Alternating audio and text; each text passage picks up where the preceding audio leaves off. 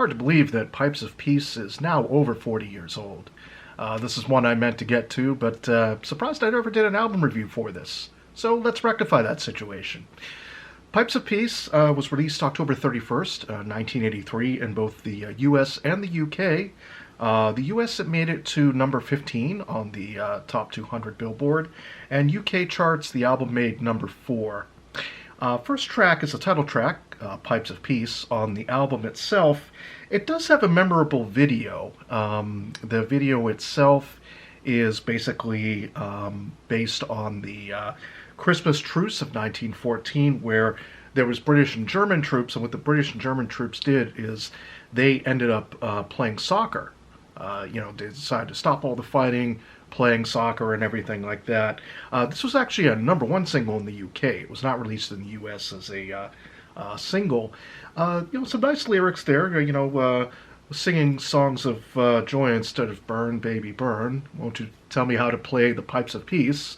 Kind of starts off the album very well. Well produced with, George Martin. And of course, with the entire album, we've got folks like Ringo Starr, Denny Lane, Steve Gadd, Eric Stewart, and also Stanley Clarke, and of course Linda on board as the crew, as it were.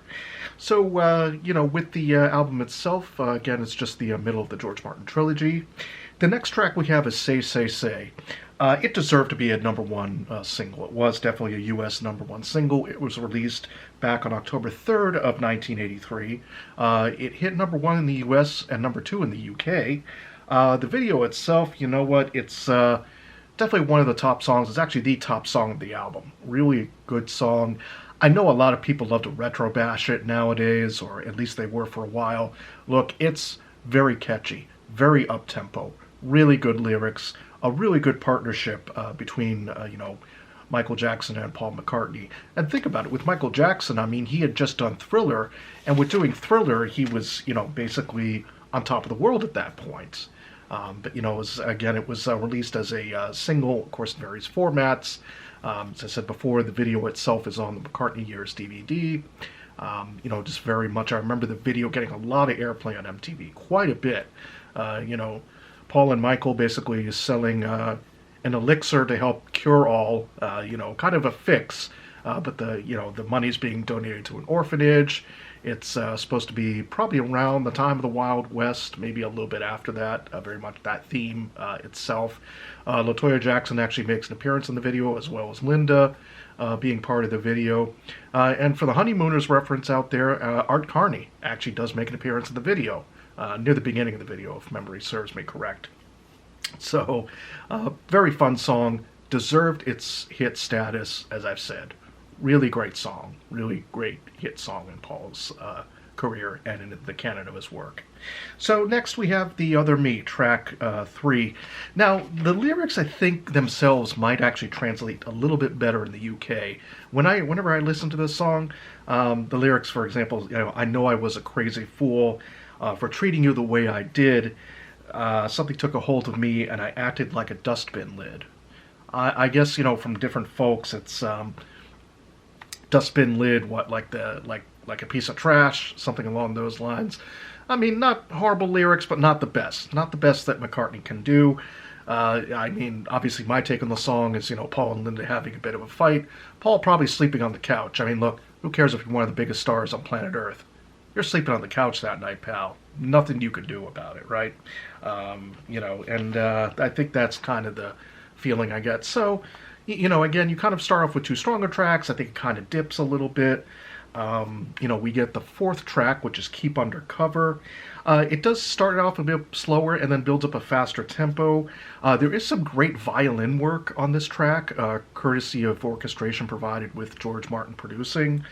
Just bounces along nicely. Again, lyrics, not horrible, not great, kind of average. Next we come to the 5th track, So Bad. So it was released as a U.S. single December 5th of 1983. This also later makes an appearance as a remake on the Broad Street album, the film soundtrack, obviously, in 1984, released about a year after this album. Reached number 23 in the U.S. Some really nice lyrics here, girl, I love you so bad. And then Paul adds some line in the song with his son James in mind, because he hadn't written a lot of stuff, thinking about James, and he, just adds an, oh, boy, I love you so bad. Ringo's on drums, along with, Paul and Linda, and Eric Stewart is on the track as well. It's actually a very nice video, again, also on the McCartney Years collection, or you can also find it various online outlets. Here, for example, just a very nicely done video. They're just, playing. Linda's taking some pictures beforehand, but then it gets into them playing and performing the song. Just a wonderful video. Wonderful video. Nice, wonderful song in and of itself. So the sixth track of the album we get is The Man. This is the second McCartney and Jackson collaboration. A little interesting trivia that I've found out over the years, and I have heard through other sources. There was a planned early 1984 single with the McCartney song Blackpool, would have been the B-side. That did not materialize for whatever reasons. But with that said, it is the weaker song of the two. Say, Say, Say is the standout track. This one, it kind of sounds a bit like like a child's cartoon theme, in my view. I don't know, Care Bears was probably popular at the time, something along those lines. It's basically, there's a man who plays the game of life so well. I mean, who is it? We don't know. And it's a fictional character. I get that. I understand that. Some not bad wordplay, but, again, I think this is definitely one of the weaker tracks, and, he could have substituted something else, or, in my view, if they would have done something maybe even a bit more rocking on this album. I think that's what's kind of lacking, with the exception of Say, Say, Say. Maybe one or two other tracks that sort of get into rocking territory, but I'll get to those. Again, it does feel like a weaker follow-up to Tug of War, and it is leftovers from Tug of War. You've got Tug of War, Pipes of Peace, a lot of stuff being recorded, and then, of course, with the Broad Street album itself, between about 1982 to 1984, you've got 3 different projects going on almost simultaneously, so it was a busy time for Paul. But I'm digressing a little bit, I know. Track number 7, Sweetest Little Show. Now, this is a very nice track. This is actually one of the highlight tracks for me. There is a nice acoustic guitar solo by Paul in the middle of the song, and there's kind of some clapping along, from the people in the studio, kind of praising the guitar. I guess it was half intended as a joke a little bit, but he did so well with that they left it in the final recording. I do like some of the lyrics as well. You've been around a long time, but you're still good for a while. And if they try to criticize you, make them smile. Kind of a sticking his tongue out at the critics, I guess. And there's always been a lot of critics with his career. This one is a very nice track. This is definitely a standout track on the album itself. Next one, Average Person, average track. It's okay. Again, just like with The Man, could have done a stronger track, substituted something stronger. The lyrics going, look at the average person, talk to the man on the street, that type of thing. It's basically about dreams not coming true for ordinary people. Someone who dreamt of being a boxer in one part of the song, another one dreamt of Hollywood stardom. Average person, average track, it goes along kind of nicely, but, again, not one I often come up to whenever I'm listening to the album or anytime I've ever played it over the years. The next track, number 9, now I know a lot of folks give this a lot of flack in the McCartney community. I love this track. This is actually one of my favorite tracks on the album that I do go to quite often, and I've replayed it, and even the first time I heard it, it instantly grabbed me. It instantly spoke to me. Ironically, it's an instrumental. The song is called Hey Hey, with McCartney and Stanley Clarke as the co-composers, co-writers on the song.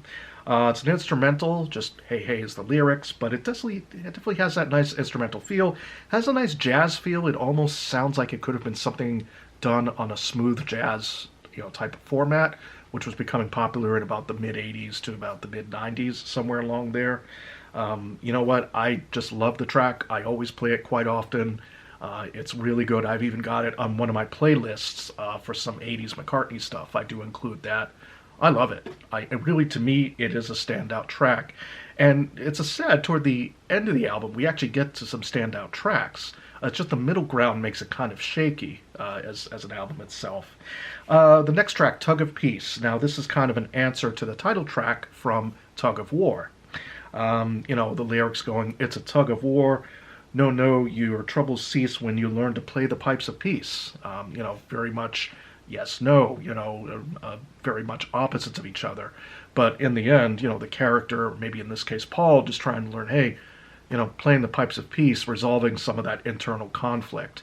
I mean, let's not forget, with Tug of War in 1982, he had just lost John in a very brutal fashion, as the entire world did. But Tug of War being a lot stronger material, this being some of the leftovers with this particular album with Pipes of Peace.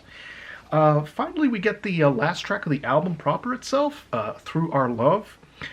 This is definitely a precursor to No More Lonely Nights. It's definitely another standout track for me. Wonderful singing, wonderful lyrics, very much a soaring ballad. So again, it could almost be, it is a cousin to No More Lonely Nights, in and of itself.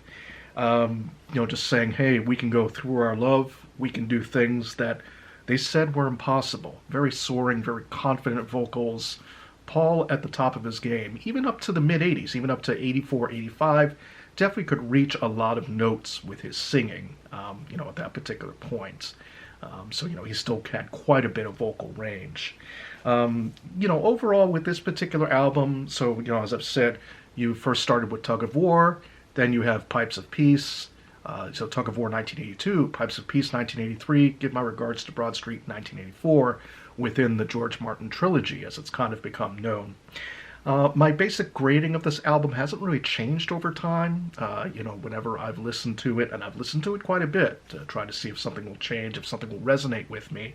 I give it about a C+, so this is an average to nearly good album.